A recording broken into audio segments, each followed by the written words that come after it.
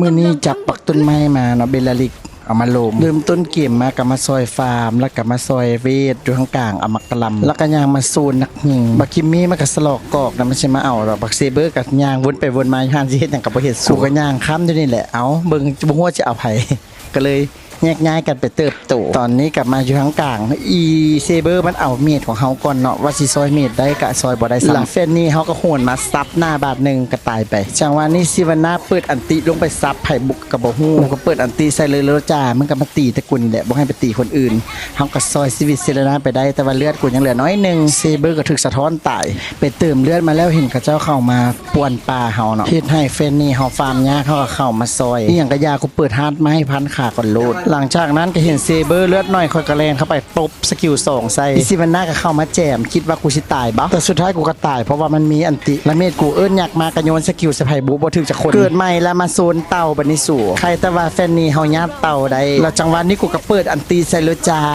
อย่างงามใจ3คนแล้วหาคิมมี่บ่มีให้เอามันจะคนสู่บ่มีให้เอาแล้วกูก็แลนหนีตัวกูสิอยู่เฮ็ดหยังแลนหนีมาตั้งรักตั้งใจแล้วก็ไปโซนทั้งลุมเซเวอร์กับพาวเวอร์แพเวสิเอาอีอันเวกซนาที่บ่แต่เอาบ่ได้ถึกกูสตันก่อนแล้วก็ถึกสกิลฮานาบิล็อกขาแฟนนี่เขาก็โหนไปโหนมาฆ่าได้แล้วจากไฟนั้นกลับมาเคลียร์เลนกลางป้อมเลนกลางกับบ่แตกจักเทื่อเอสเมอร์กับอันตีไซเวกซานาเฮาเลยโลแต่กูก็เปิดอันตีซอยให้เมดเฮาเอิ้นอยากลงไปเหยียบอีหาเอสเมอร์ตายคาตีจังหวะนี้ว่าสิกลับบ้านไปรีเลือดเห็นบักเซเบอร์มาลอยเมดเฮาเลือดน้อยๆเท่านั้นคิดว่ามึงสิรอดแบบบักหามึงถือกูฟาร์มทางไม่ใส่กันเรียบร้อยแล้วบักคิมมี่นะมายืนลี่อย่างอยู่ป่าสุกูคิดว่าหลุดสันดอกกูก็ยองยางตายจักอันติจักอย่างทุกสิ่งทุกอย่างเบลลี่เฮากับมาซอยแล้วก็อันติเก็บคิมมี่ไปได้นางเอสเบิร์นกับมาได้โดดเข้าวงกลางเลยโลนางความเก่งนะ0-1-3เซเบอร์กับมาน้ำหลังสู่เอาซิวาน่าก็เข้ามาอีกแล้วก็เจ้าบ่ได้ไม่ให้สนใจแท้งนะหั่น